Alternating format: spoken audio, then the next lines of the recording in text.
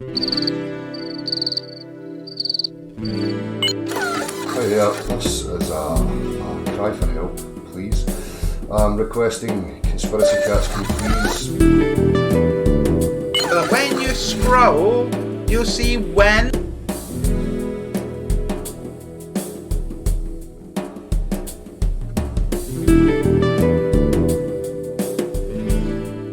Welcome. I would like to begin by thanking those who supported the channel by shopping in our store. We really appreciate it, and it will mean we can develop the channel. Today we continue to watch the channel Research Flat Earth, and their video. 35 Most Common Flat Earth Questions Answered in 35 Minutes. Okay, those fools again. Lucky for that I wear a helmet.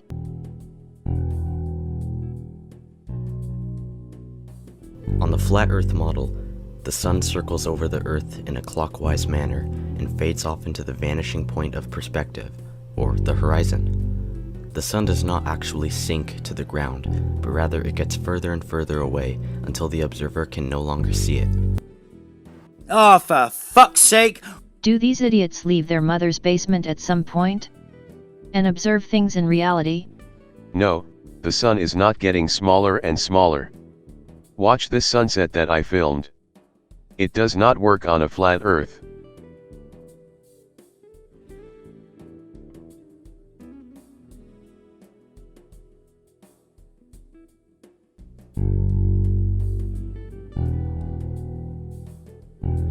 Ships do not disappear over the horizon, but rather they disappear into the horizon, with the vanishing point of perspective.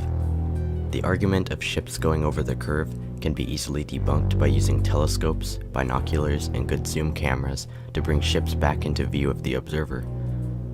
No matter how good the zoom is on the camera, ships will never be able to be brought back into view if they went over the curve. This is proof that the ship only appeared to disappear because of vision and perspective, not the curve. Use your fucking head! You only repeat what you heard on other flat Earth channels. But you have no evidence. Maybe you can explain this picture? When I took this picture, I stood 667 meters above sea level. This peak is 697 meters high and the distance is 4,000 meters. And this peak is 897 meters high and the distance is 12,000 meters away. Why does the higher peak look so small? Why choose something small like a boat to try to prove that the Earth is flat? A mountain is much larger and can be seen at a longer distance. The answer is simple: if you choose a mountain, your lies will not work.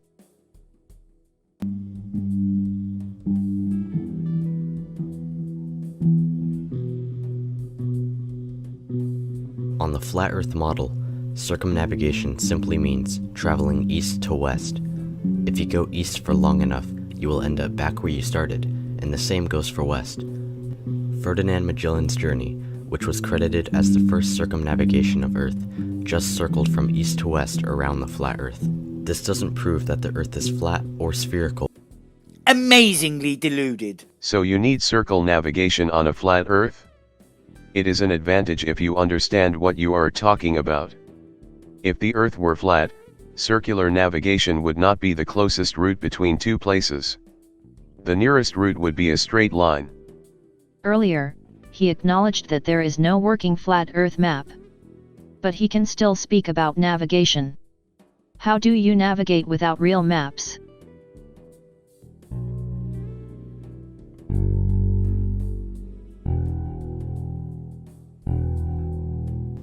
It might sound crazy at first, but satellites do not exist. NASA claims to have satellites, space stations, and telescopes out in outer space, sending back fake CGI images and videos for everyone to eat up. The truth is, however, these are all hoaxes, and that explains all of the terrible CGI editing we receive. Just think about it. If there are really over 10,000 satellites orbiting Earth as we speak right now, then why can't we see any pass in front of the moon? Not even small specks. The concept of satellites was originally created by a Freemason science fiction writer named Arthur C. Clarke in a magazine titled Wireless World in 1945. There are thousands of miles of fiber optic cables in the oceans that supply up to 90% of communication, internet, and phones on Earth. GPS runs off ground-based cell towers. Use your fucking head. 10,000 satellites and you see no one passing the moon? Okay, on a normal day, there are between 15,000 and 20,000 aircraft in the air at the same time around our Earth. How often do you see a plane pass in front of the moon? Where satellites are located is information you can find on the internet. ISSU to see with your naked eye and film with your mobile phone. Here's a piece from a video of Mr. Sensible demonstrating this. If you've got one of these, and you've also got one of these, then what do you think we could do with it? I don't know if it's going to show up on my... There it is. I've got it on my camera as well. Oh. Yeah. Just approaching the moon. Got a flicker as it went past some branches. But that is the ISS going past the moon now. Oh. And it's headed up towards Venus. Again, you make statements without checking the facts. Get out of your mother's basement and you can see when ISS passes the moon. No, GPS is not terrestrial. How can you explain that the system works in the middle of the oceans and on the North Pole? Where are the antennas there? In this fjord, which is surrounded by 800 meters high mountains, GPS works without problems for me. How do you explain it? No, there are no antennas on the mountains. Other flat earth fanatics talk about balloons and boys when explaining how a GPS works. Funny that they can't agree on how things work. That's all for now. We will return to these flat earth fanatics in upcoming videos. Do you want to support the channel? You can do this via Patreon. You can also shop in the Arctic Reflections shop. There I am currently filling up with products, including various pictures I have taken. All are sold in limited edition. That was all this time.